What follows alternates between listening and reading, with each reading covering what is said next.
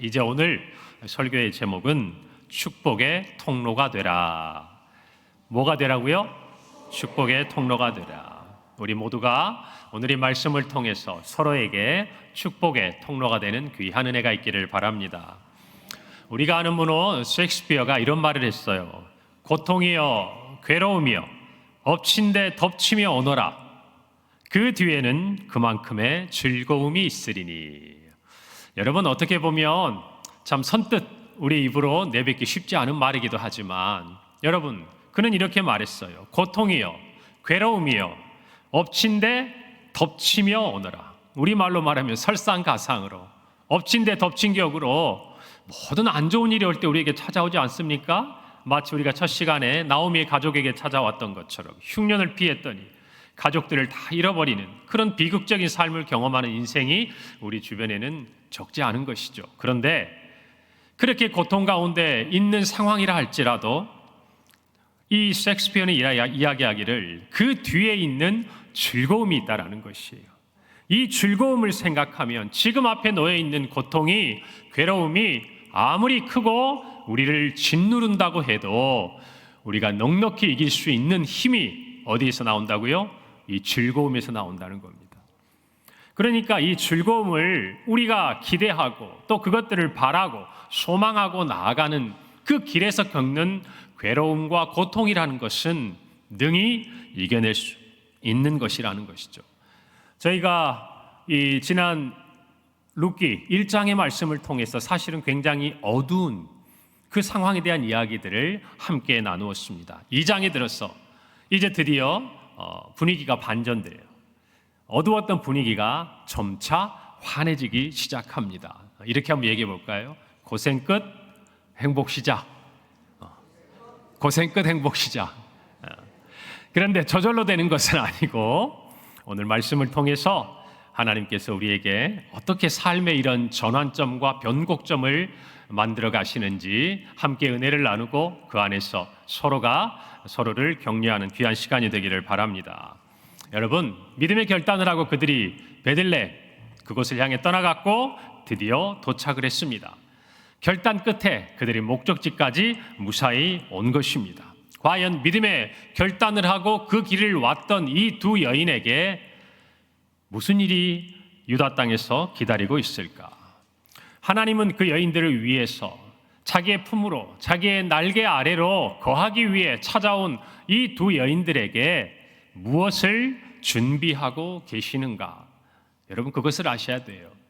우리가 믿음의 결단을 할 때 우리는 우리가 어떤 결단을 하고 그 결단의 결과로 무엇인가 우리의 삶에 주어질 것이라고 생각을 하지만 사실은 우리의 믿음의 결단은 하나님으로부터 시작됐다는 것을 아셔야 합니다. 여러분, 그것을 언제 아시는 줄 아세요? 우리가 믿음의 결단을 할 때는 몰라요. 그때는 우리가 뭔가 믿음을 따라서 그런 결단을 하고 가는 것 같아요. 그런데 언제 우리가 깨닫게 되느냐? 도착했을 때. 우리의 믿음의 결단을 하고 그 목적지에 도달했을 때 그곳에서 누구를 만나느냐?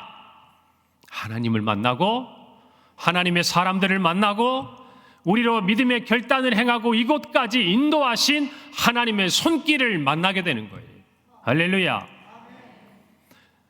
그럴 때 저와 여러분의 삶에 우리의 모든 믿음의 결단 또한 하나님의 손에서 시작되었다는 것들을 깨닫게 되는 것입니다. 그래서 우리는 하나님 앞에 자랑할 것이 없어요. 도리어 우리의 믿음의 결단이 하나님의 은혜였다고 고백할 수 있는 것입니다. 여러분, 믿음의 결단을 하는 그 길에서 그리고 그 목적지에서 우리가 만나고 경험할 수 있는 하나님은 어떤 분인가? 하나님은요, 우리를 향한 완전한 계획을 가지고 계신 분이에요. 함께 따라해 봅시다. 성도를 위한 하나님의 계획은 완전합니다. 완전해요. 여러분, 한번 오늘 나오미와 또 룻을 통해서 하나님이 어떻게 이 여인들의 정말 자신의 날개 아래 왔을 때 하나님이 안아주시고 품어주시는 그 준비를 하셨는지를 살펴보기를 원해요. 그리고 이 말씀을 통해서 저와 여러분의 삶에도 우리가 하나님께로 돌아가고 하나님을 닮아가는 그 과정 속에 그리고 그 목적지에서 하나님이 우리를 위해 예비하시고 준비하신 손길이 저와 여러분의 삶에도 느껴지고 만나게 되고 경험되어지기를 간절히 바랍니다. 여러분, 하나님께서 나오미와 룻을 위해 준비하신 것은 첫 번째로 좋은 때였어요. 무엇이라고요? 좋은 때, 시간이었다 그 말입니다. 여러분, 우리가 읽지는 않았지만 바로 이 2장의 마지막, 이제 나오미와 룻이 베들레헴에 도착했을 때 사람들이 나오미가 맞느냐? 라고 정말 그 알아볼 수 없는 초라하고 궁색한 그의 모습에서 놀라움을 표현했었는데, 그때 나오미가 뭐라고 합니까? 나를 나오미라고 부르지 말고 이제는 마라라고 불러라. 하나님께서 나를 징벌하셨다. 그렇게 자신의 처지를 이야기하지 않았습니까? 그런데 그 뒤에 나오는 마지막에 이렇게 기록되어 있어요. 22절입니다. 1장. 나오미가 모압 지방에서 그의 며느리 모압 여인 룻과 함께 돌아왔는데 그들이 언제? 보리 추수 시작할 때에 베들레헴에 이르렀더라. 여러분, 나오미와 룻이 베들레헴에 도착할 때는 보리 추수를 시작할 때였습니다. 하나님께서는 아무것도 가진 것이 없었어요.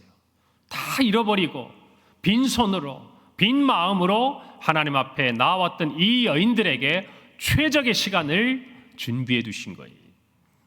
여러분, 이스라엘의 보리 추수는요, 양력으로 따져보면 3월 중순에서 4월 중순에 한 달여 정도에 시작이 됩니다. 그리고 이 보리 추수가 끝나면 밀을 추수하게 돼요. 그런데 이 보리 추수는요, 한 해에 있어서 첫 번째 거두어들이는 농작물이었어요. 그렇기 때문에 그들에게는 이 보리 추수가 특별하고도 굉장히 의미 있고 즐거운 날이었어요. 왜냐하면 한 해 처음의 수확을 거두기 때문에 그래요.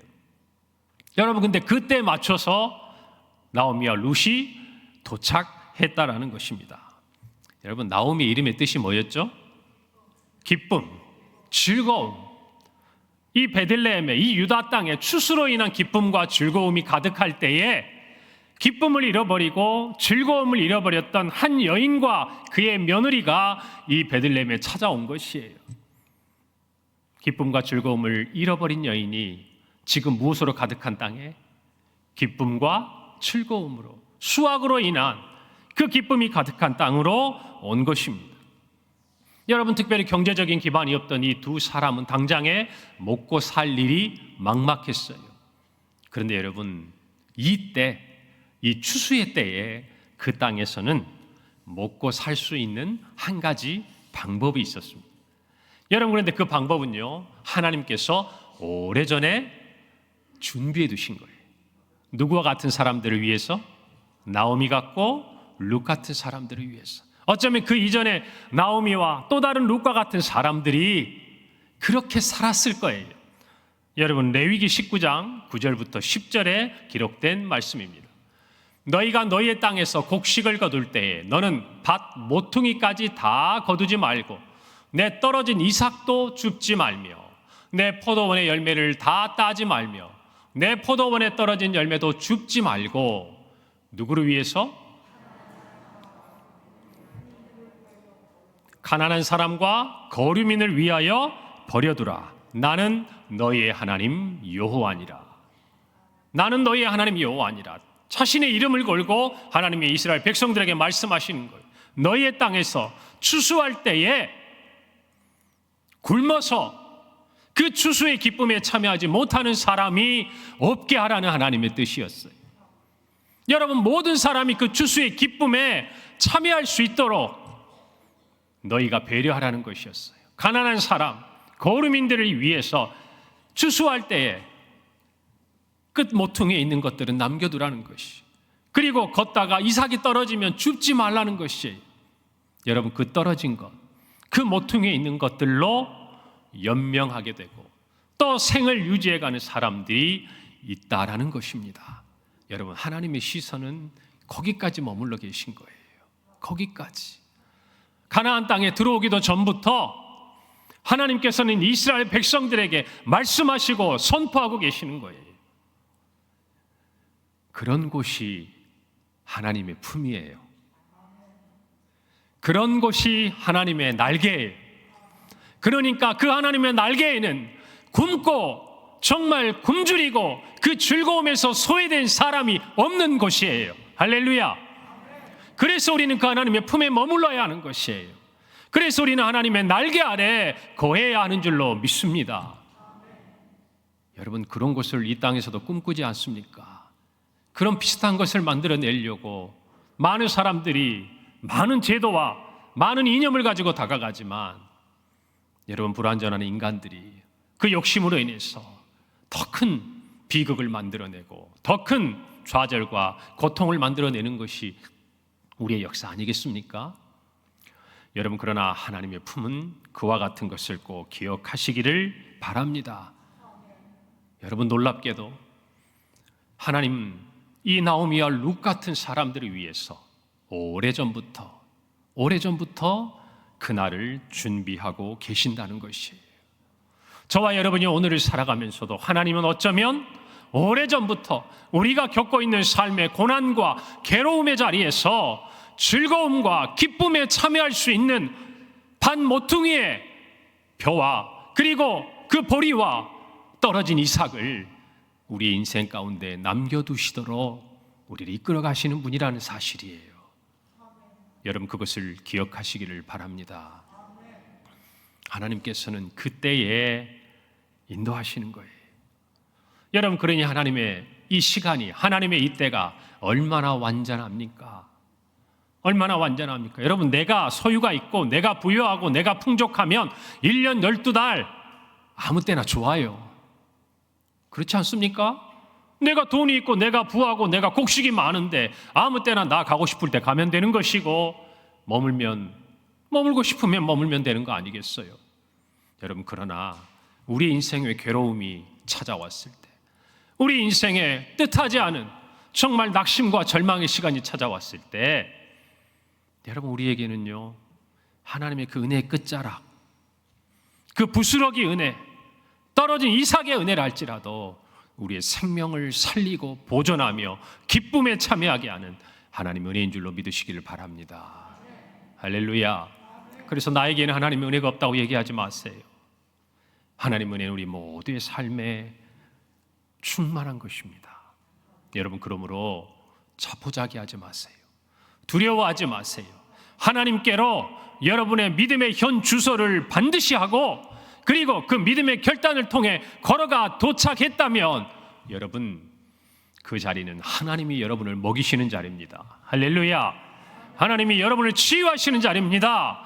하나님이 여러분을 입히시는 자리예요. 하나님이 여러분에게 즐거움을 회복시켜주는 자리예요. 할렐루야. 그것을 믿으셔야 합니다. 여러분, 룻은 나오미에게 밭에 가서 곡식을 가져오겠다고 말합니다. 아마도 나오미를 통해서 율법에 정한 그들의 정말 하나님의 명령에 대해서 들었겠지요. 3절에서 4절은 이렇게 말하고 있습니다. 룻이 가서 베는 자를 따라 밭에서 이삭을 줍는데 우연히 엘리멜렉의 친족 보아스에게 속한 밭에 이르렀더라. 마침 보아스가 베들레헴으로부터 와서라고 기록하고 있어요. 여러분, 여기 우리가 두 단어에 좀 주목을 해보면 좋겠어요. 우리가 지금 자막이 올라오진 않고 있는데 우리 3, 4절 한번 보면 이렇게 표현되어 있어요. 룻이 가서 베는 자를 따라 밭에서 이삭을 줍는데 어떻게? 우연히. 엘리멜렉의 친족 보아스에게 속한 밭에 이르렀는데 뭐가? 마침 보아스가 베들레헴으로부터 그때 온 거예요. 여러분, 우연과 때마침, 이 두 가지의 단어가 주는 영적인 비밀이 있습니다. 여러분, 하나님이 하시는 일에는 우연이 없어요. 우연이 없습니다. 여러분, 그걸 아셔야 돼요. 여러분, 우리가 그냥 평면적으로 우리의 삶에서 보면요, 길을 가다가 반대쪽에서 걸어오던 사람끼리 딱 만나면 어때요? 우연히 마주치는 게 되는 거지만, 여러분, 만약 그것을 우리가 건물 위에서 내려다보고 있다고 한번 생각을 해보세요. 그런데 저쪽에서 이 길을 따라서 우리 교회 앞으로 수송초등학교에서 신호등을 건너서 오고 있고, 또 저쪽에 수유역에서부터 1번 출구에서 나와가지고 쭉 내려오고 있어요. 그러면 우리가 보면 교회 앞에서 만나게 됩니까? 안 만나게 됩니까? 만나게 되는 거예요. 똑같은 거예요. 걸어가는 우리의 눈에는 안 보이는 거예요. 그러나 하나님의 계획 가운데서는 우연이 없고 반드시 이루어지는 만남이라는 것을 여러분이 아셔야 하는 거예요. 여러분, 우연이라고 이야기하고 또 이 때마침이라고 이야기하는 두 가지가 하나가 됐을 때 그 자리에서 하나님의 놀라운 역사가 일어나는 겁니다. 이것이 하나님의 시간이에요. 여러분 좋아하는 노래 있으시죠? 우리 크리스찬인 걸로 제가 알고 있는데 우리 대중가요 노사연 씨가 부른 유명한 노래 있잖아요. 만남. 우리 만남은 굉장히 성경적인 가사예요. 여러분, 그런데 세상 사람들도 아는 거예요. 처음에는 우연인 줄 알았는데 살다 보니까 그 만남을 경험하다 보니까 우연이라고 이야기하기에는 너무나 많은 것들이 얽혀 있는 것들이에요. 인간의 부족한 지혜를 가지고도 그렇게 생각하는 것이 우리의 만남이고 시간이에요. 여러분, 그런데 하나님 안에서 이루어지는 것, 모든 만물을 다스리시고 우리의 인생의 모든 때를 주관하시며 우리 인생의 인도자가 되시는 하나님께서 하시는 그 일, 특히나 하나님의 자녀들, 자신의 품에 찾아온 자녀들, 자신의 날개 아래 거하기 위해 찾아온 자녀들에게 하나님이 가지고 있는 계획의 때는 여러분 완전한 일이에요. 우연이 아니에요. 반드시 이루어지는 일들이에요. 할렐루야. 그것을 아셔야 돼요. 하나님은요, 우리의 눈에로 보이는 우연과 같은 일들을 때마침이라는, 그 마침이라는 시간으로 화답하시는 분인 줄 믿으시기를 바랍니다. 그래서 우리는요, 우연 같은 시간을 하나님의 그 때마침의 시간으로 하나님이 만들어 주실 때까지 그 시간 속에서 하나님 품에 거하는 거예요. 견디는 거예요. 참고 인내하는 거예요. 할렐루야. 하나님께서 반드시 때마침의 은혜를 주실 줄 믿습니다. 여러분, 하나님의 때를 신뢰하십시오. 여러분의 생각할 때는 왔어요. 그런데 정작 왔지만 그들에게 어느 때가 가장 좋은지, 그리고 이때 내가 무엇을 해야 할지 내가 선택할 것도 없고 주어진 상황에 반응하는 것 같지만 그 모든 우연 같은 시간 속에 하나님의 때마침의 손길이 녹아 있다는 것을, 숨겨 있다는 것을 믿으시기를 바랍니다. 여러분, 두 번째로 하나님은요, 좋은 장소를 예비해 두셨어요. 여러분, 룻이 하나님의 인도함 가운데 도착한 장소는 보아스의 밭이었습니다. 오늘 3절 한번 볼까요? 룻이 가서 베는 자를 따라 밭에서 이삭을 줍는데 우연히 엘리멜렉의 친족 보아스에게 속한 밭에 이르렀더라 그랬습니다. 누구의 밭에? 보아스. 자, 여기서 보아스라는 이름이 나옵니다. 여러분, 하나님이 인도하시는 곳이 가장 좋은 장소라는 것을 여러분 믿으셔야 돼요. 할렐루야. 여러분, 추수 때니까 여기저기 다 추수할 거 아닙니까? 그러지 않겠어요? 그런데도 그 베는 자들을 따라서 우연히 간 곳이 어디였어요? 보아스의 밭이었다 그 말입니다. 여러분, 그 당시에 이 두 여인이 기댈 곳, 의지할 곳, 그들의 생명을 보존하기 위해 곡식을 얻을 곳이 보장된 곳은 아무것도 없었어요. 어느 한 곳도 또 어느 누구에게도 보호받거나 보호해 줄 사람이 없었다 그 말입니다. 그런데 이 보아스의 밭은 하나님께서 룻을 날개 아래 품고 보호하신 장소였어요. 여러분, 그곳에 머물게 하신 거예요. 떠날 수 없게 하신 거예요. 여러분, 우리는 그 자리에 머물러야 합니다. 여러분, 왜 그곳이 좋은 장소입니까? 하나님의 명령에 순종하는, 하나님을 경외하는 주인의 소유된 밭이었어요. 그리고 그 주인의 명령에 순종하며 서로를 축복하고 서로를 신뢰하는 사람들이 함께 땀 흘려 일하는 곳이었어요. 여러분, 하나님은요, 다른 누구에게는 어떻게 설명될지 모르겠지만 적어도 이 룻에게는 가장 좋은 곳으로 인도해 주셨음을 믿으셔야 합니다. 사랑하는 성도 여러분, 비교하지 마세요. 하나님이 나에게 주신 자리에서 내가 가질 일용할 양식을 주시거든, 하나님이 나에게 허락하신 내 가정에서 내 일터에서, 우리 교회에서, 이 나라와 이 민족에서 하나님을 의지하고 하나님을 향해 믿음의 결단을 하고 나아가는 그 길에 떨어진 이삭이라도 모퉁이의 벼라도 하나님이 허락해 주시거든 여러분 그곳이 하나님이 인내하고 하나님이 인도하시는 자리인 줄 알고 그곳에 머무르시기를 바랍니다. 여러분 머무르셔야 돼요. 여러분 그곳은 비록 풍요로운 소출을 가져다 주지는 않아도 하나님의 일용할 양식이 임하는 것이고 하나님께서 축복하신 하나님의 정말 예비하신 그 복과 만남이 있는 곳이고 그리고 하나님께서 날개로 품어 여러분들을 보호하는 자리인 줄 믿으시기를 바랍니다. 여러분 우리는 우리 가정이 그렇게 되도록 만들어야 돼요. 우리의 가정이 보아스의 밭처럼 누군가가 우리 가족 중에라도 상처 입고 절망하고 가난한 사람이 와서 그 밭에서 이삭을 줍고 그 밭에서 다른 사람이 먹을 수 있는 양식을 가지고 나아갈 수 있는 보아스와 같은 그 밭과 같은 곳이 우리 가정이 되게 해야 될 책임이 있는 거예요. 여러분 우리의 학교가 그래야 돼요. 우리의 일터가 그래야 돼요. 여러분 그것이 무너지니까 사람들이 상처 입고 여러분 오늘날 가정을 보십시오. 얼마나 상처 입은 가정들이 많습니까? 겉으로 보기에는 멀쩡한데 정말 그 밭에 많은 곡식이 있는데 줄이고 정말 주저앉아 있고 낙심한 사람이 얼마나 많습니까? 학교를 보세요. 왕따를 당하고 폭력이 일어나고 교권이 무너지고 학부모들의 신뢰가 무너지고 이전보다 훨씬 풍요롭고 이전보다 훨씬 교육의 환경은 좋아졌는데 여러분 그곳에서 사람을 살리는 생명의 역사가 일어나지 않아요. 여러분 우리 교회는 어떠해야 하겠습니까? 우리 교회가 어떠해야 되겠냐고 말이에요. 우리 교회가 보아스의 밭과 같아야 되지 않겠냐고 말이에요.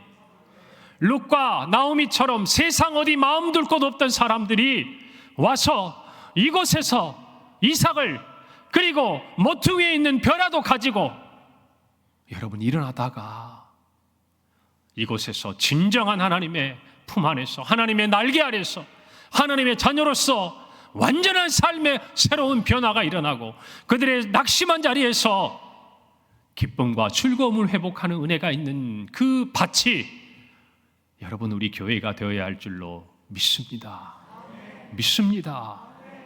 그것을 위해서 하나님께서 저와 여러분을 이곳에 부르신 거예요. 할렐루야. 이곳에 우리와 같은 알곡들로 채워주신 줄 믿는 것입니다. 할렐루야. 우리를 내어주고 우리의 사랑을, 우리의 섬김을, 복음을, 생명을 여러분 그것을 가지고 다시 일어날 수 있는 룻과 나오미 같은 사람들이 우리 교회에 오는 발걸음을 막아서지 않기를 바랍니다. 막아서지 않기를 바랍니다. 위로할 수 있기를 바랍니다. 안아줄 수 있기를 바랍니다. 그들이 교회를 생각하고 우리 평강교회를 정말 넘어올 때 그들 나름대로 힘든 용기를 내서 이 문턱을 넘어온다는 걸 아셔야 돼요. 그런 그들이 정말 이곳에 은혜가 있다는 것을 깨닫도록 이곳에 왔을 때 그들을 위해 참으로 준비된 하나님의 은혜가 있었음을 발견하도록 여러분 그들을 살려야 하는 교회, 우리 교회가 될 줄로 믿습니다. 여러분 우리의 나라도 그래야 돼요. 여러분 그래서 우리 나라가 전쟁의 위기로부터 보호받아야 하는 것입니다. 우리나라의 경제가 일어나야 하는 것입니다. 그로 말미암아 우리나라의 복음이 땅끝까지 전파되어야 하는 것이에요. 여러분 이 사명을 저와 여러분이 가져야 합니다. 우리 청년들도 여러분의 삶이 보아스의 밭이 되기를 바랍니다. 여러분의 삶의 터전에서 여러분만 배부르고 여러분만 즐겁고 여러분만 기쁜 그런 삶이 여러분의 목표가 되어서는 안 돼요. 여러분의 삶의 영역에 누군가가 들어와서 굶주린 배를 채우고 그 이후에 기업물을 자로서 그들의 모든 삶이 회복될 수 있는 은혜의 통로가 저와 여러분의 삶이 되고 우리 가정이 되고 우리 교회가 되기를 간절히 소원합니다. 여러분 이 마음을 가져야 돼요. 이 꿈이 있어야 하나님의 날개 아래 거하는 백성의 올바른 자세라는 것을 깨달으시기를 바랍니다. 여러분 세 번째로 좋은 만남이 있었습니다. 좋은 때 하나님은 준비하셨어요. 좋은 곳을 준비해 주셨어요. 그리고 정말 중요한 건 좋은 만남을 준비하셨다는 것을 기억하시기 바랍니다. 오늘 룻은 결정적으로 누구를 만납니까? 보아스를 만납니다. 오늘 1절에 보니까 보아스에 대해서 성경이 이렇게 기록합니다. 나오미의 남편 엘리멜렉의 친족으로 유력한 자가 있으니 그의 이름은 보아스더라. 여러분 룻기는 특히나 이름이 가지고 있는 의미가 그들의 삶과 연결되는 걸 봅니다. 여러분 보아스는 힘, 능력, 또 굉장히 재빠른, 그러니까 이 세상에서 가지고 있는 많은 장점들을 가진 사람이었어요. 그것을 기반으로 유력하다 이 말은 능력이 있다. 그리고 그 당시에 능력이 있단 말은 부자였다 그 말이에요. 부자니까 당연히 이와 같은 밭을 가지고 있는 넉넉한 삶을 살고 있는 사람이겠죠. 그리고 그를 볼 때 그는 마을에서도 존경받는 사람이었음에 틀림이 없습니다. 어쩌면 그가 가진 이 외적인 그의 삶을 설명해 줄 수 있는 표현보다 더 좋은 표현이 오늘 4절에 나옵니다. 4절에 보니까 이렇게 돼 있어요. 마침 보아스가 베들레헴에서부터 와서 베는 자들에게 이르되 여호와께서 너희와 함께 하시기를 원하노라 하니 그들이 대답하되 여호와께서 당신에게 복 주시기를 원하나이다 하니라. 아멘. 여러분 그는 주인입니다. 그가 품삯을 주고 보리를 베는 사람들을 여러분 정말 고용해서 그들로부터 정말 그들의 노동에 대한 자신의 수고를 얻고 대가를 주는 그런 관계가 아니겠습니까? 그런데 그가 그들을 만났을 때 이렇게 인사하는 거예요. 여호와께서 너희와 함께 하시기를 원하노라. 할렐루야. 여러분 그들이 무엇인가 일을 열심히 하고 있는지, 그들이 내가 준 그 임금에 합당한 정말 노력을 하고 땀을 흘리고 있는지, 그것보다 먼저 그 사람들을 축복하고 있는 걸 보지 않습니까? 더 대단한 것은 그들의 반응을 한번 보십시오. 보아스에게 이렇게 말합니다. 여호와께서 당신에게 복 주시기를 원합니다. 복 주시기를 원합니다. 여러분 추수의 때 소출이 많아지는 이 때에 그보다 더한 복을 하나님께서 당신에게 주기를 원한다고 서로가 인사하고 있는 거 아니겠습니까? 여러분 이 한 면만 보더라도 보아스가 어떤 사람인지 우리는 발견할 수가 있죠. 여러분 이런 사람들과의 만남이 복이 있기를 간절히 바랍니다. 바랍니다. 그리고 저와 여러분이 그런 사람이 되어주기를 바랍니다. 우리 한번 저하고 한번 인사 한번 해볼까요? 인사해서 우리가 손해볼 거 없잖아요. 남는 거니까. 제가 먼저 인사를 하려고 보니까 더 좋은 게 뒤에 있는 것 같아가지고 또 순서를 바꿔봅시다. 여러분께서 먼저 인사를 저한테 걸어주세요. 하나님께서 목사님과 함께 하시기를 원합니다. 이왕이면 크게 해주세요. 그러면 아니 딱 정하고 해야죠. 이제 그 다음에 제가 여러분에게 하나님께서 성도님들에게 복 주시기를 원합니다. 우리 이렇게 한번 인사하는 거예요. 자, 엎드려 절 받기는. 자, 시작. 감사합니다. 하나님께서 성도님들에게 복 주시기를 원합니다. 할렐루야. 우리 박수 한번 합시다. 여러분 하나님의 날개 아래 거하는 사람들에게는 이런 즐거움이 있어야 해요. 서로를 축복하고 하나님의 이름으로 서로를 격려하는 이런 교회가 어찌 하나님 보시기에 기쁘시지 않겠냐 그 말이에요. 여러분 한 번 딱 말로 끝내지 마시고 여러분들의 삶 속에 축복하시기를 바랍니다. 할렐루야. 여러분 우리는 이런 한 가지 면을 보더라도 보아스가 어떤 사람인지 우리가 분명히 알 수가 있어요. 여러분 그런데 중요한 것은 이것이 한 번에 선행이 되어서는 안 돼요. 그것이 신앙의 인격이 되어야 한다는 거예요. 인격이 되어야 한다는 거예요. 여러분 이것이 저와 여러분이 나아가야 될 방향이고 모습이라는 것을 깨달으셔야 돼요. 여러분, 요즘에 총선을 앞두고 있습니다.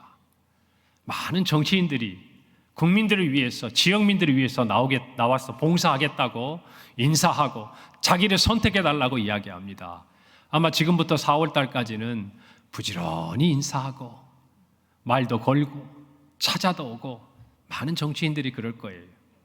그러나 선거가 끝나면 그 자리에 있던 대부분의 많은 사람들은 얼굴을 보기가 쉽지 않아요. 여러분, 이건 인격이 아니죠. 그렇지 않습니까? 진짜 국민들을, 진짜 자기가 섬기는 지역민들을 위한다고 하면 선거가 끝나도 동일한 모습을 보여야 그의 말이 진실성 있는 거 아니겠습니까? 여러분, 우리의 신앙도 그러면 안 돼요. 세상의 사람을 마음을 얻기 위해서 하듯이 그렇게 하는 것이 아니라 죽게 하듯이 저와 여러분이 신앙의 인격으로 그것들이 다듬어지고 빚어지도록 여러분 서로를 축복하는 은혜가 있기를 간절히 바랍니다. 여러분, 어쩌면 우리는요, 우리보다 뛰어나거나 탁월한 사람들에게는 시키지 않아도 그렇게 할지 몰라요. 그러나 저와 여러분의 진정한 신앙 인격은 어디에서 나옵니까? 마치 보아스에게 그 밭에서 일하는 사람들처럼, 마치 보아스에게 자기의 밭에 와서 그 이삭을 줍는 룻처럼 그런 사람들을 향한 그의 말과 행동이 바로 그의 진정한 인격이라는 것이에요. 오늘 저와 여러분들이 하나님 앞에서 좋은 만남에 준비될 수 있는 그런 사람들의 신앙을, 그 인격을 갖기를 간절히 바랍니다. 여러분, 보아스의 눈에 비친 룻은 어떤 사람이었는가? 은혜 받을 만한 사람이었어요. 여러분, 보아스가 왔을 때 낯선 여인을 봅니다. 물었습니다. 사환이 이야기합니다. 이 여인이 아침 일찍부터 잠시 가서 집에서 쉰 거 외에는 지금까지 땀을 흘리면서 계속 열심히 일하고 있습니다. 여러분, 우리는 우리의 삶 가운데 하나님의 은혜를 기다리는 한 가지 중요한 자세를 깨달아야 돼요. 여러분, 보아스는요, 나중에 11절에서 룻에게 이렇게 말합니다. 보아스가 그에게 대답하여 이르되 내 남편이 죽은 후로 내가 시어머니에게 행한 모든 것과 내 부모와 고국을 떠나 전에 알지 못하던 백성에게로 온 일이 누구에게 분명히 알려졌다고요? 내게 알려졌다는 거예요. 보아스는 룻에 대해서 들었다는 거예요. 왜냐하면 그 당시에 베들레헴에 돌아온 나오미의 소식은 그 지역에 있는 많은 사람들에게 알려질 만한 이야기였던 것이에요. 그리고 그의 며느리에 대한 얘기도 자연히 알게 됐어요. 이 보아스의 귀에까지 들릴 정도로. 여러분, 그것을 듣고 그는 그냥 한 귀에 듣고 흘려보냈겠지요. 그런데 그의 밭에서 그 여인을 만난 겁니다. 그런데 그 여인의 모습이 어떠해요? 자기는 보지 않았지만 자기의 사환의 말을 들어보니까 이 여인이 잠시 가서 집에 쉬는 것 외에는 계속해서 아침부터 일하는 거예요. 누구를 위해서? 누구를 위해서? 시어머니를 봉양하기 위해서 자기를 돌보지 않고 일하는 거예요. 자, 여기서 여러분들이 잘 생각하셔야 돼요. 내가 들은 것, 보아스 입장에서, 그리고 나의 밭에서 나의 종들이 본 것 일치하지 않습니까? 그러니까 어떻게 돼요? 지금 이 사환이 한 말이 그냥 흘려 들을 수 있는 말이지만 그 한마디 말 때문에 자기가 다른 곳에서 들었던 룻에 대한 이야기가 매칭이 되는 거예요. 그때 하나님의 일들이 일어나는 줄 믿으셔야 돼요.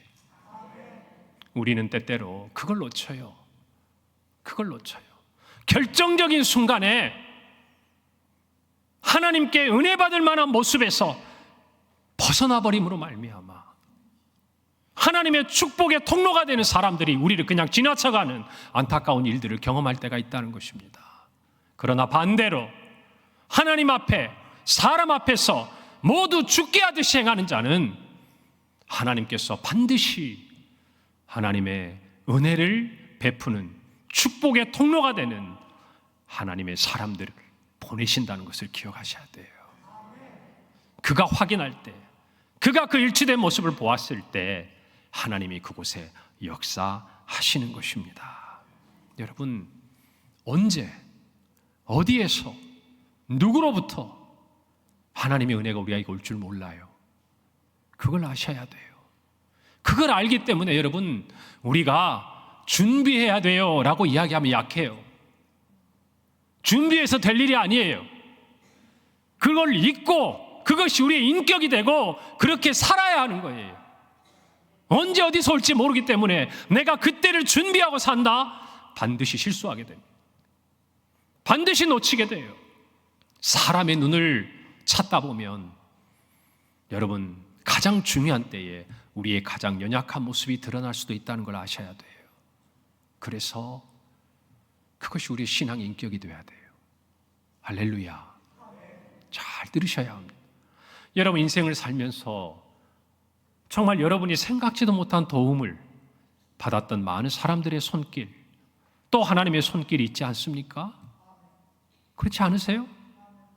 여러분 중에 정말 하나님의 은혜를 입었다, 내 삶의 기쁨과 즐거움이 가득했다라고 이야기할 수 있는 그 순간에 누군가의 도움이 없고 하나님의 도움이 없이 그 시간을 설명할 수 있는 때가 여러분 인생을 살아볼수록 희미하지 않습니까?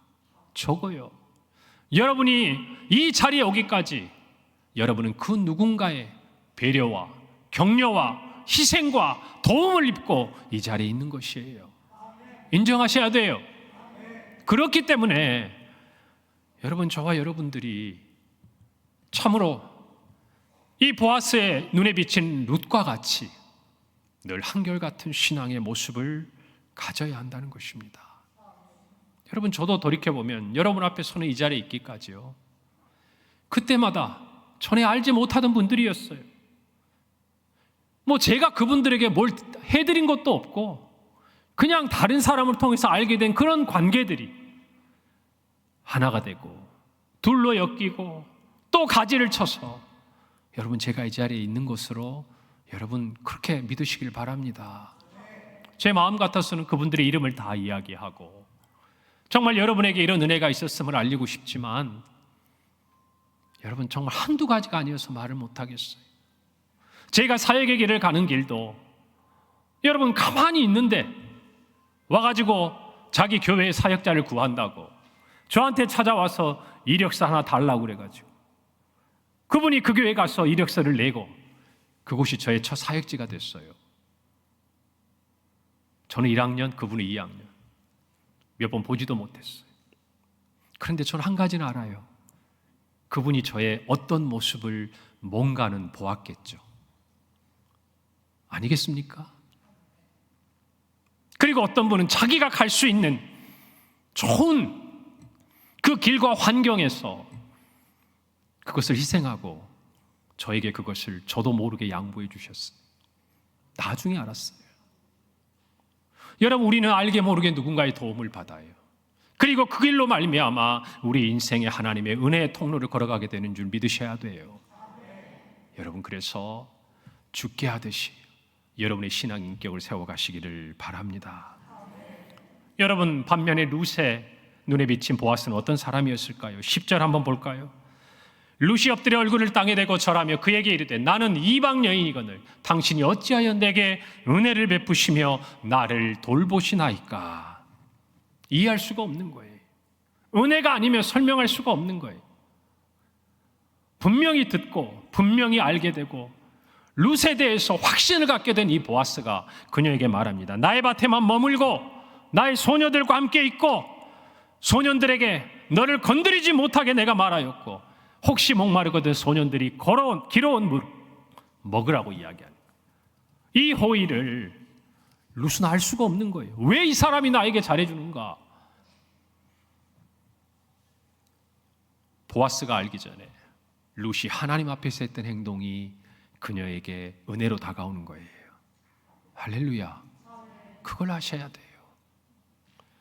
여러분, 하나님 안에서 우리는 믿음의 결단을 하고 나아갈 때 이와 같은 하나님의 준비하신 여호와의 손길을 만나는 줄 믿으시기를 바랍니다. 여러분을 위해 좋은 시간이 준비된 줄로 믿으시기를 바랍니다. 여러분을 위해 좋은 장소가 준비된 줄로 믿으시기를 바랍니다. 여러분을 위해 좋은 만남이 예비된 줄로 믿으시기를 바랍니다. 언제요? 믿음의 결단을 하고 빈 마음 빈손으로 하나님의 품으로 나아가면 하나님이 책임지신다, 그 말이. 두려워하지 마세요. 염려하지 마세요. 그 마음을 가지고 나아가면 하나님이 여러분을 돌보심을 믿으십시오.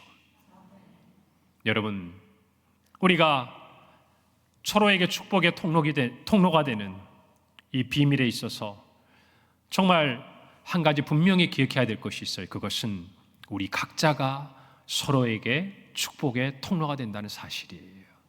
여러분, 이것이 오늘 우리가 분명히 마음에 새겨야 될 두 번째 메시지입니다.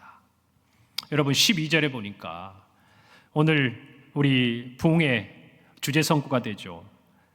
12절 말씀에 보아스가 룻에게 이렇게 말합니다. 여호와께서 내가 행한 일에 보답하시기를 원하며 이스라엘의 하나님 여호와께서 그의 날개 아래 보호를 받으러 온 내게 온전한 상 주시기를 원하노라. 할렐루야. 하나님의 정말 날개 아래 보호를 받으러 온 여러분에게 하나님께서 온전한 상을 주신 은혜가 있기를 간절히 소원합니다. 소원합니다. 여러분, 하나님의 자녀들은요, 하나님의 품 안에서, 하나님의 날개 아래에서 서로를 축복하는 존재입니다. 축복하는 사람들이에요. 여러분, 우리 오늘 성경을 보니까 참 재밌는 부분이 있어요. 여러분, 지금 누가 누구에게 복을 빌어주고 있습니까? 보아스가 룻에게 빌어주고 있습니다. 그런데 하나님이 룻에게 예비하신 좋은 만남이 누구였죠? 보아스였어요. 하나님께서 룻에게 주신 온전한 상이 뭐였어요? 보아스였어요. 그런데 지금 누가 누구를 축복하고 있는 거예요? 보아스 자신. 축복한 그 자신이 하나님의 상급이 된 거예요. 할렐루야. 여러분, 그 비밀을 아셔야 돼요. 여러분의 입술이 축복의 입술이 되기를 바랍니다. 여러분이 누군가를 축복하고 누군가를 격려하고 누군가를 배려할 때 그것이 여러분에게 임하는 하나님의 축복이요, 하나님의 배려요, 하나님의 사랑이 되는 줄 믿으시기를 바랍니다. 여러분, 그것이 비밀이에요. 성도는 서로가 서로를 축복하는 존재라는 것을 분명히 아셔야 돼요. 여러분, 오늘 성경에 여호와의 날개 아래 보호를 받으러 왔다라고 이 보아스가 얘기한 이 여호와의 날개라 할 때 히브리어 카나프는요, 나중에 이 룻이 보아스에게 자신의 기업을 물을 자로 도와달라고 요청을 할 때 당신의 옷자락으로 나를 덮으소서라고 표현을 합니다. 그때 당신의 옷자락이 바로 뭐냐면 똑같은 단어예요. 여러분, 하나님의 날개, 하나님의 옷자락에 여러분을 맡기시기를 바랍니다. 맡기시기를 바랍니다. 여러분, 하나님의 날개, 하나님의 옷자락은 하나님의 자녀들을 통해 그들의 삶 속에 펼쳐지는 것을 믿으셔야 돼요. 할렐루야. 하나님과 우리 사이에 정말 갖게 되는 하나님의 날개 아래 거한다는 이 의미는 하나님의 자녀들이 사는 그 삶 속에서 펼쳐지게 되는 것이에요. 그렇기 때문에 저와 여러분이 하나님의 날개 아래 거한다는 것은 서로가 서로에게 축복의 통로로서 살아간다는 것을 의미한다는 것을 분명히 깨달으시기를 간절히 바랍니다. 그래서 한 가지 확인해 볼 수가 있는, 내가 하나님의 날개 아래 거하고 있는가? 내가 다른 사람의 축복의 통로가 되고 있는가? 내 주변에 있는 누군가로 인해서 내가 하나님 앞에 축복의 자리로 나아가고 있는가? 여러분, 이거를 꼭 확인하셔야 된다, 그 말입니다. 여러분, 우리 주변에 있는 사람들은 하나님께서 우리에게 복 주시려고 우리 곁에 두신 분들이라는 것을 잊지 마시기를 바랍니다. 우리의 눈에 볼 때는 지금은 아닌 것처럼 보일 수도 있어요. 지금은 오히려 저 사람이 아니라 나만 손해보는 것처럼 느껴질 수도 있어요. 여러분, 그러나 결코 그렇지 않아요. 하나님의 날개 아래 하나님의 보호를 받기 위해 함께 온 우리 모든 가족들, 우리 모든 성도들, 우리 믿음 안에 있는 지체들, 그리고 믿음이 없지만 그 믿음을 얻기 위해서 그 은혜를 구하며 우리 앞에 함께 나온 모든 사람들은요, 하나님이 우리에게 주신 축복의 통로들이 되는 거예요. 할렐루야. 여러분, 화살기도라는 나태주 시인의 시가 있습니다. 한번 제가 읽어볼 테니까 자막을 보시면서 여러분 한번 눈으로 따라와 주세요. 아직도 남아있는 아름다운 일들을 이루게 하여 주소서. 아직도 만나야 할 좋은 사람들을 만나게 하여 주소서. 아멘이라고 말할 때 네 얼굴이 떠올랐다. 퍼뜩 놀라 그만 나는 눈을 뜨고 말았다. 무슨 얘기인 줄 아시겠어요?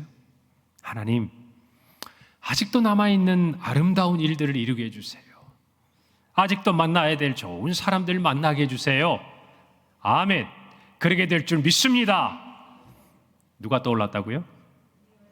내가 아는 얼굴, 내 곁에 있는 얼굴, 나와 함께 사는 얼굴, 나와 함께 하나님의 날개 아래 거하는 그 얼굴이 바로 나로 남아있는 아름다운 일들을 함께 이룰 사람들이고, 나에게 주어진 좋은 만남, 그 만남보다 더 귀한 이미 주신 만남이라는 거예요. 할렐루야. 그것을 여러분이 아셔야 된다고 말이에요. 여러분, 그러니까 오늘 이 말씀을 통해서 저와 여러분은 보아스가 룻에게, 룻이 보아스에게 그런 존재였던 것처럼 우리 모두가 축복의 통로가 되기를 간절히 바랍니다. 여러분, 다른 때 기다리지 마세요. 지금이 좋은 때예요. 다른 곳 여러분 비교하지 마세요. 지금 여러분이 계신 그곳에서 하나님의 은혜가 있는 줄 믿으셔야 돼요. 다른 만남, 여러분 지금의 만남이 하나님이 여러분에게 복 주시려고 주신 만남이에요. 이것을 하셔야 합니다. 여러분 가정에서 여러분 남편을 보고 말로라도 아이고, 그 다음 나올 말이 뭐 같아요? 이 화상, 이 왼수, 이런 말 하지 마세요. 좋은 말 하세요. 내 복의 통로, 내 사랑, 하나님의 축복 입술로 열매 맺으시길 간절히 바랍니다. 우리 자녀들에게도 내 상급, 내 보배 그렇게 얘기해 주세요. 여러분 직장에 가셔도 정말 내 오른팔 그렇게 얘기해 주시고, 그리고 나의 힘이고 나의 친구라고 얘기해 주세요. 여러분 그럴 때 여러분의 삶에 하나님 예비하신 만남들이 여러분을 찾아오게 된다는 것을 꼭 기억하시기를 바랍니다. 여러분 안에 힘든 관계들이 있을 거예요. 여러분 그것들이 여러분을 향한 축복을 가로막고 있는 걸 아셔야 돼요. 그걸 분명히 아셔야 돼요. 오늘 이 시간 여러분이 이 말씀을 들으면서 누군가가 생각난다면, 좋은 의미가 아니라 부정적인 의미로 누군가가 생각난다면, 그 사람과의 관계가 하나님께서 여러분을 예비하신 완벽한 은혜와 복의 그 통로를 가로막고 있다고 생각하셔야 돼요. 여러분 그거를 뚫어내기를 바랍니다. 회복하기를 바랍니다. 그럴 때 하나님께서 여러분에게 어떻게 복을 주시는지 여러분 경험하시기를 간절히 바랍니다. 여러분 축복의 통로는 하나님이 함께하는 사람들이 갖는 특권이고, 하나님의 날개 아래 거하는 사람들이 갖는 특권이라는 것이에요. 여러분 보아스처럼 주는 자가 되기를 바랍니다. 할렐루야. 주는 자가 되시기를 바랍니다. 사도 바울의 말처럼 우리 주님께서 주는 것이 받는 것보다 복이 있다 하심을 기억하는 저와 여러분이 되기를 간절히 바라는 것이에요. 여러분 우리 하나님께서는요, 아브라함을 찾아오셨지만 그러나 족장으로서 그들의 가정, 더 나아가서 애굽에서 400년 동안 종살이를 하면서 그들의 민족을 이루게 하시고, 이제는 우리 각자도 주님을 섬기지만 하나님의 자녀들, 하나님의 백성들, 하나님의 가족들, 하나님의 교회가 되어서 서로 축복의 통로가 되어 하나님을 섬기도록 우리를 인도하신 줄 믿으시기를 바랍니다. 여러분 그러니까 나는 하나님 앞에서는 최선을 다하고 다른 사람들에게는 축복의 통로가 되지 않는다? 하나님의 뜻과 맞지 않는 거예요. 여러분들이 오늘의 삶에 분명히 적용하시기를 간절히 바랍니다. 우리 이번 정말 봄 특별 부흥회를 지나가면서 깨어진 관계가 있다면 회복하는 은혜가 있기를 바랍니다. 여러분 상처 입은 관계가 있다면 싸매어지고 도리어 전에 힘들었던 그 관계가 여러분을 복으로 인도하는 관계가 되게 하실 줄로 믿습니다. 여러분 그것을 위해 축복의 통로가 되기를 마다하지 않는 우리 모든 성도들이 되시기를 바랍니다. 여러분 우리 교회는요, 누구나 은혜를 기대할 수 있는 교회가 되었으면 참 좋겠어요. 우리 가정도 그랬으면 좋겠어요.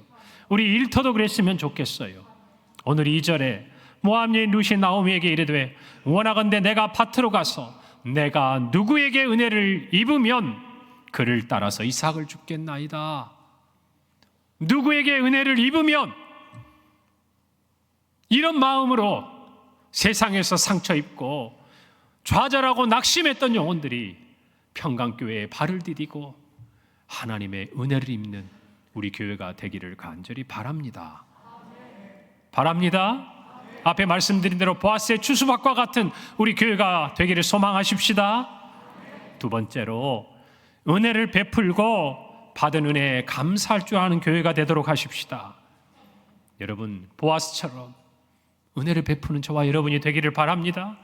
눈여겨보고 듣고 살피는 저와 여러분이 되기를 바랍니다. 그리고 오늘 10절에 룻이 말한 것처럼 나는 이방 여인이거늘 당신이 어찌하여 내게 은혜를 베푸시며 나를 돌보시나이까. 받은 은혜를 감사할 줄 아는 저와 여러분이 되기를 바랍니다. 그런 우리 교회가 됐으면 좋겠어요. 당연하게 생각하지 마시고 누군가가 우리 지체 안에서 여러분을 향해 따뜻한 한마디, 기도의 손, 사랑의 손길을 펼치시거든 여러분 그 은혜를 감사하는 여러분이 되십시오. 감사하는 여러분이 되기를 바랍니다. 주고 감사하는 자가 복 있는 것을 잊지 마십시오. 세 번째로, 서로를 축복하시기를 바랍니다. 그런 우리 교회가 되었으면 좋겠어요. 여러분, 읽진 않았지만 이후에 20절에 그곳에서 많은 곡식을 이제 추수해서 룻이 나오미에게 가지고 갑니다. 그때 나오미가 그가 정말 친족이었던 보아스인 것을 알고 이렇게 말합니다. 나오미가 자기 며느리에게 이르되 그가 여호와로부터 복받기를 원하노라. 할렐루야. 그가 살아있는 자와 죽은 자에게 은혜 베풀기를 그치지 아니하도다. 여러분, 이게 무슨 말입니까? 세상에서는요, 여러분, 보아스는 당연히 룻을 향해서 축복할 수 있고 나오미를 향해서 축복할 수가 있어요. 그러나 영적인 세계에서 보자면 모두가 주는 자가 되는 것이에요. 어떤 관점에서? 서로를 축복하는, 축복의 통로가 되는 관점에서는 우리 모두는 서로를 위해서 복을 빌어주는 자가 되어야 한다, 그 말입니다. 여기에는 다른 어떤 조건도 없어요. 나이가 많은 것도, 가난한 것도, 힘이 많은 것도, 세상에 명예가 있는 것도 여러분 아무런 차별이 없고 차이가 없는 거예요. 우리 교회 누구도 예수 그리스도의 이름으로 서로를 위해 하나님 앞에 복을 빌고 기도하는 아름다운 교회가 될 줄로 믿습니다. 지금도 그러하고 앞으로도 그러할 줄 믿는 것이에요. 그런 교회가 되기를 바랍니다. 여러분, 주저하지 마세요. 여러분이 가진 것이 없다면 하나님의 복을 그를 향해 빌어주기를 바랍니다. 그리고 그가 더 많은 은혜와 사랑을 베푸는 자가 되도록 마음껏 축복하세요. 여러분의 손에 하나님이 유력한 자로 하나님께서 무엇인가를 맡기셨다면 서로를 위해서, 교회를 위해서, 지역을 위해서 여러분 아낌없이 섬기는 자들이 되시기를 바랍니다. 우리는 서로가 서로를 축복하는 자가 돼요. 여기는 예외가 없어요. 내가 처음 와서 신앙생활한 지 얼마 안 됐다? 아니요. 당신의 축복이 우리 교회는 필요합니다. 난 나이 많아서 이제 은퇴해서 이제 나는 교회를 위해서 옛날처럼 일 못해. 아니요. 정말 오랫동안 우리 교회를 섬기시고 나이가 많으신 우리 성도님들의 축복이 우리 교회는 필요합니다. 할렐루야. 우리 모두가 서로를 축복해야 돼요. 서로를 축복해야 돼요. 그래서 서로에게 향한 축복의 통로가 되어야 우리 교회가 하나님이 기뻐하시는 교회가 되는 줄로 믿습니다. 여러분, 만약 우리가 그런 교회가 된다면요, 어쩌면 우리 교회 구석구석에 많은 이삭이 떨어져 있을 거예요. 모퉁이마다 배지 않은 보리들이 올라와 있을 거예요. 여러분, 그것이 필요한 사람들이 와서 후에 우리의 가족이 되고 우리의 형제가 되고 우리의 자매가 될 줄로 믿습니다. 믿습니다. 우리 교회가 올 2024년 부르심에 응답할 때에 참으로 우리 교회 안에 보아스의 추수밭과 같은 그런 모습이 있어서 하나님이 무엇을 맡기시든 어디에서 부르시든 누구를 부르시든지 하나님의 음성에 순종하고 응답함으로 참으로 서로에게 복이 되는 아름다운 성도요 교회가 되기를 간절히 소망합니다. 함께 기도하겠습니다. 하나님 아버지, 은혜를 감사합니다.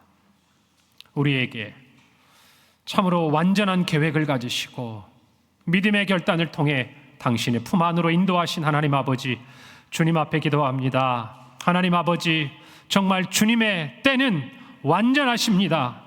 주님이 우리를 부르시는 것도 완전하십니다. 주님께서 우리에게 예비하신 만남도 완전한 축복의 만남인 줄로 믿습니다. 아버지 하나님, 우리가 서로에게 축복의 통로가 되어서 주님이 우리를 예비하신 그 자리, 그 시간, 그 사랑하는 사람들과 하나님이 복 주시고 많은 사람들이 그곳에서 즐거움과 기쁨을 회복하는 우리 가정이요, 우리 교회요, 이 나라요, 우리가 일하는 일터와 학교가 되도록 하나님 우리 모두에게 은혜를 베풀어 주시옵소서. 감사드리고 예수님의 이름으로 기도합니다. 아멘.